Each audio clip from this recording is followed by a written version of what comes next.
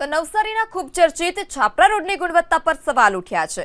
તાજેતરમાં જ બનાવેલો છાપરા રોડ પ્રથમ વરસાદમાં જ બેસી ગયો।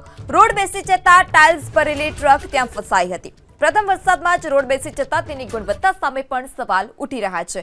ત્યારે ભ્રષ્ટ કોન્ટ્રાક્ટરોને કારણે આ પ્રકારની વારંવાર ઘટનાઓ બની રહી છે કે હજુ તો આ રસ્તો બનાવવામાં આવ્યો, પ્રથમ વરસાદમાં જ આ પ્રકારે રસ્તો બેસી ગયો હતો, જેમાં એક ટ્રક પણ ફસાઈ હતી। ત્યારે ગુણવત્તા પર પણ અનેક સવાલ ઉઠી રહ્યા છે। તો નવસારીના ખૂબ ચર્ચિત છાપરા રોડની ગુણવત્તા પર સવાલ ઉઠી રહ્યા છે। વર્ષોથી રસ્તો જર્જરિત હતો, સ્થાનિકોની અનેક રજૂઆત બાદ રસ્તો બન્યો અને તે પણ તેમાં ભ્રષ્ટાચારની ગંધ આવી રહી છે।